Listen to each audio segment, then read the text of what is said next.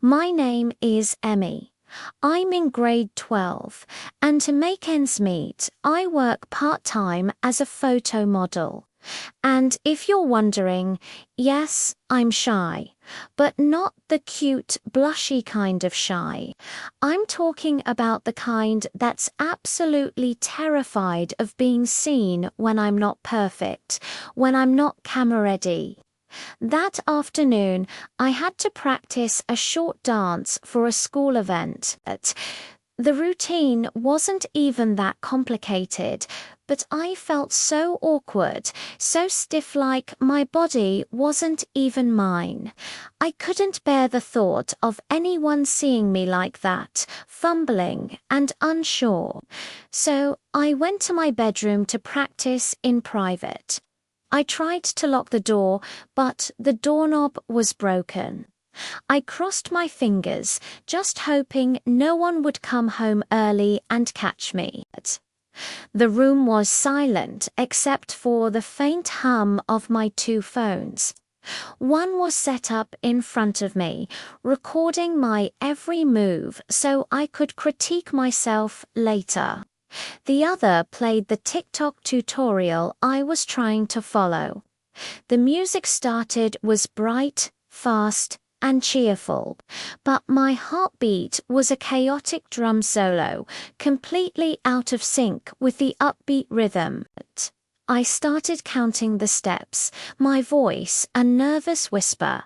1, 2, arms up, spin, sidestep, then a sound. Kaluskos, a faint dry rustling from the window. I froze mid-pose and glanced at the mirror on my wall. Nothing.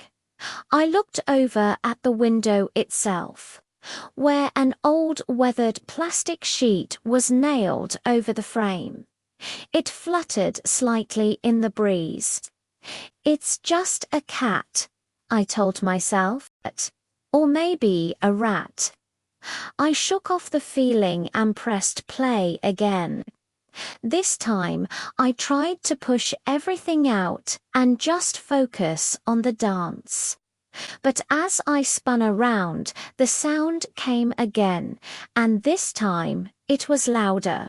KLUS co's ... KLUS co's ... double quotes. That wasn't the wind. It sounded like someone's fingers brushing lightly against the plastic, trying to lift it, gently trying to peek inside. I stopped moving completely.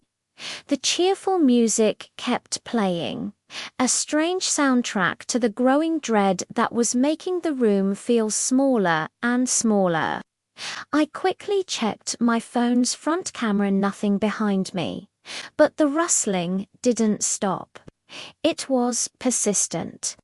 I finally reached over and shut off the music, plunging the room into a tense silence. Slowly, I walked toward the window. My heart was pounding in my throat. I peered through a small gap. Outside, there was just an empty yard, bathed in the grey light of dusk. There was no one there. I let out a breath I didn't realize I was holding, half laughing at how easily I'd spooked myself. And that's when I saw it. Not outside, but in the reflection on my phone screen. The camera was still recording. Behind me, reflected in the dark window glass, was a face. It was pale, with eyes wide open and completely expressionless. Just watching me. I don't remember if I screamed. All I remember is the thud of my phone hitting the floor, the song cutting off abruptly, and my feet carrying me out of the room before my brain could even process what I'd seen. I ran out of the house and into the street, barefoot and shaking.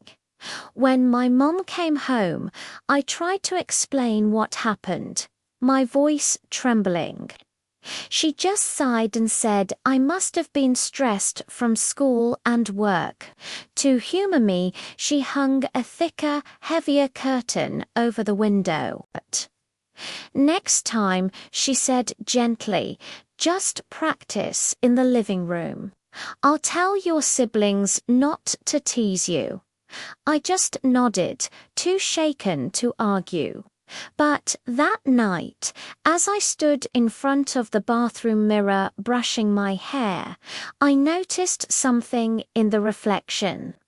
Behind me, in the darkest part of the room, there was a faint shimmer. It looked like someone moving under a sheet of plastic. It was there for just a second, and then it happened again. A soft, rhythmic whispering sound filled the air. Kaluskos, Kaluskos. Now, it's always there. Every time I turn on my phone camera, I see that same pale reflection at the very edge of the frame, still watching, still waiting, and every single time the screen lights up, I hear it. KLUS COS ... A sound that reminds me I'm never truly alone, that someone is always right there, just outside the window. Thanks for listening to my story. If you have a chilling experience you'd like to share, leave it in the comments below. And don't forget to like this video and subscribe for more spooky tales. Stay safe out there.